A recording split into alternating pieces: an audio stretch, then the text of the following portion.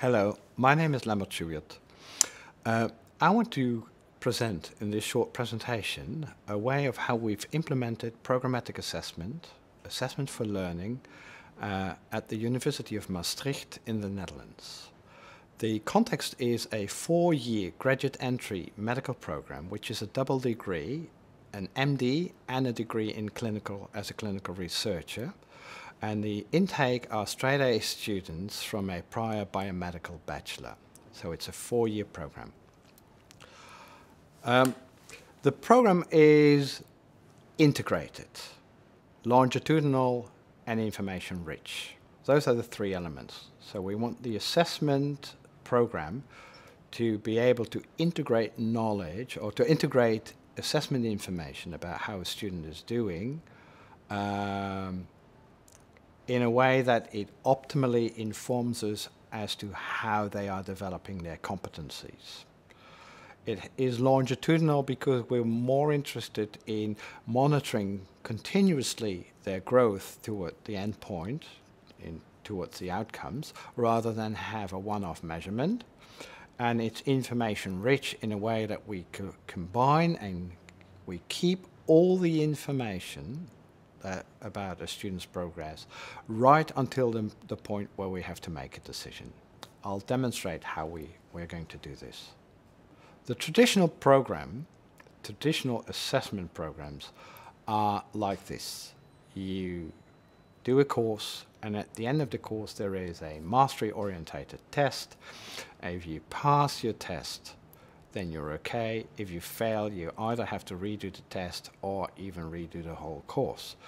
And after each test, a decision is made, pass, fail, and the whole curriculum, whether you graduate from the whole curriculum, is determined by whether you've passed all these tests. It's often called a hurdle jump.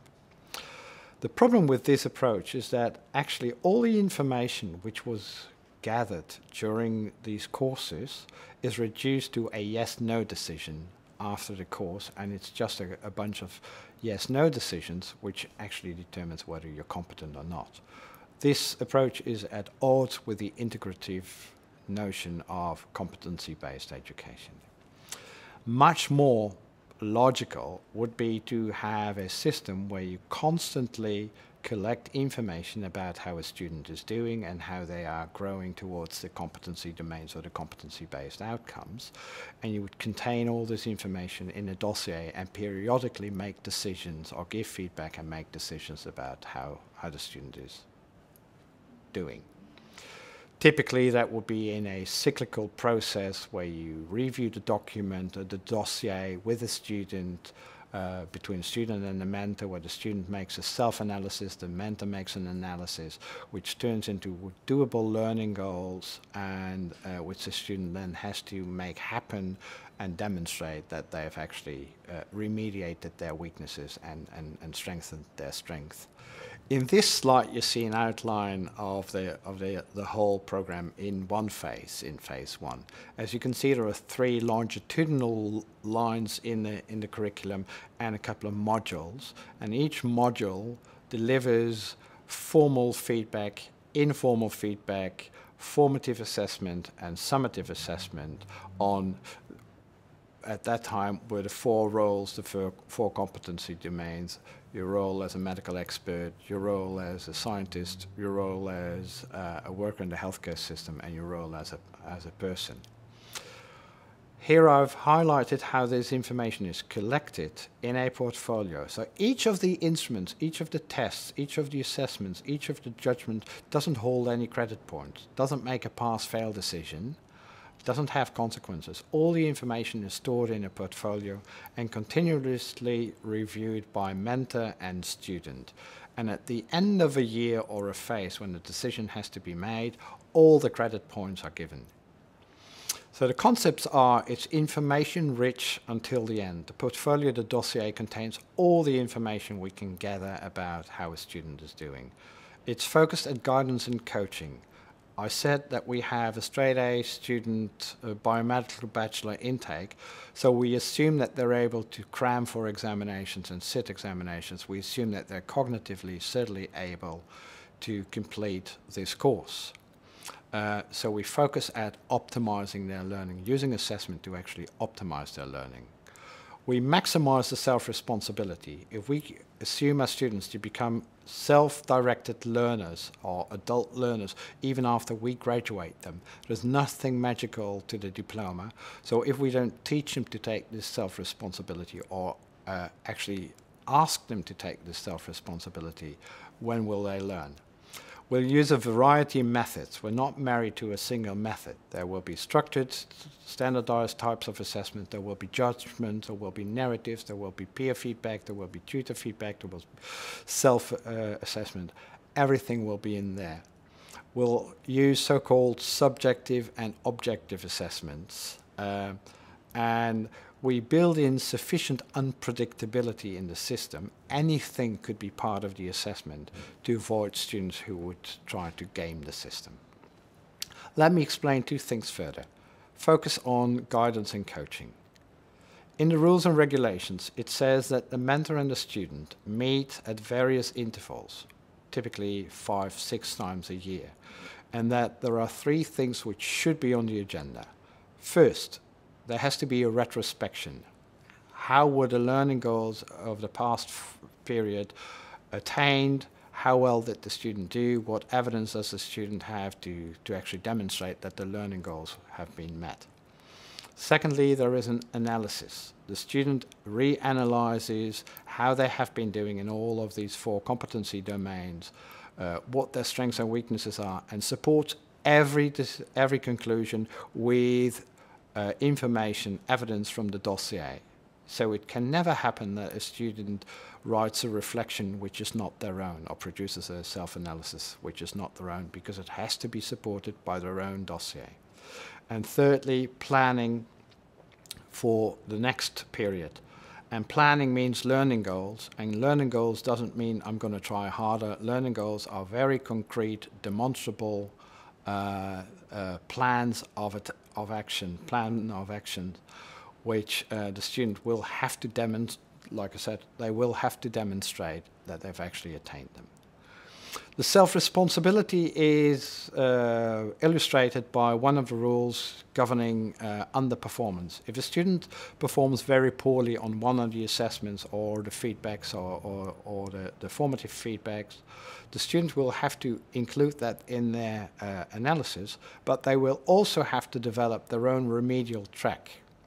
And at the end of the remedial, they actually have to make that remedial track happen. And at the end of the remedial track, they will have to organize their own assessment to demonstrate to us that they've actually remediated their problem.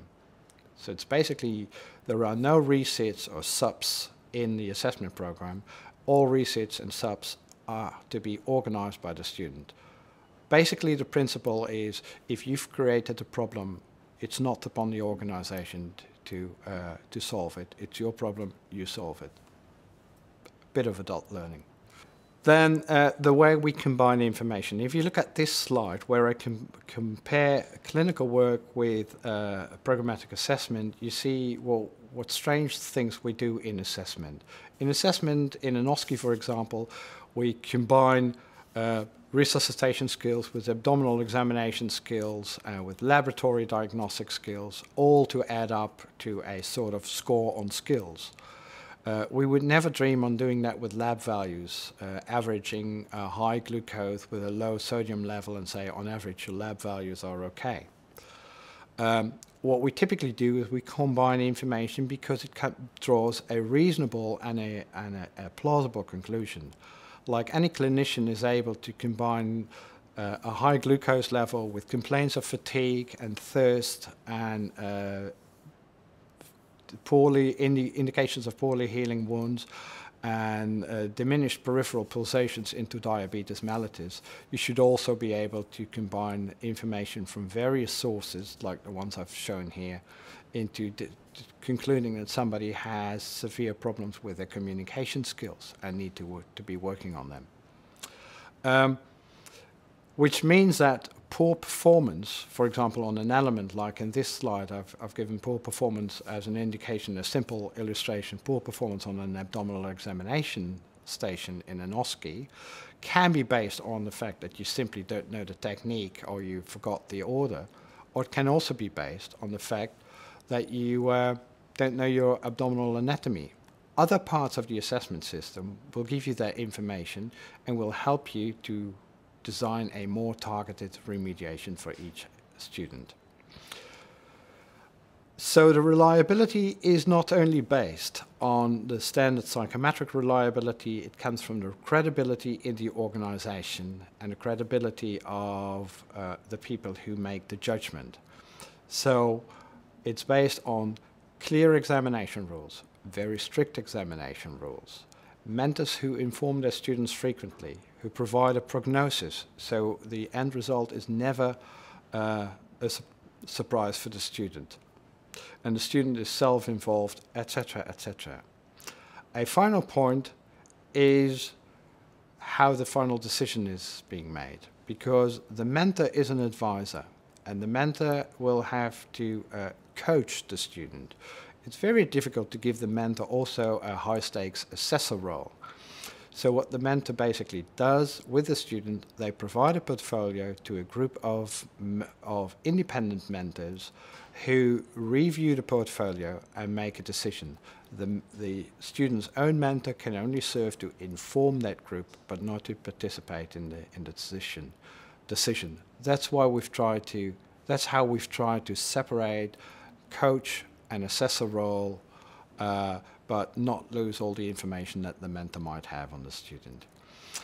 It's a short overview, and there are many little details about the program. There are publications on programmatic assessment. There are publications on the programmatic assessment in Maastricht.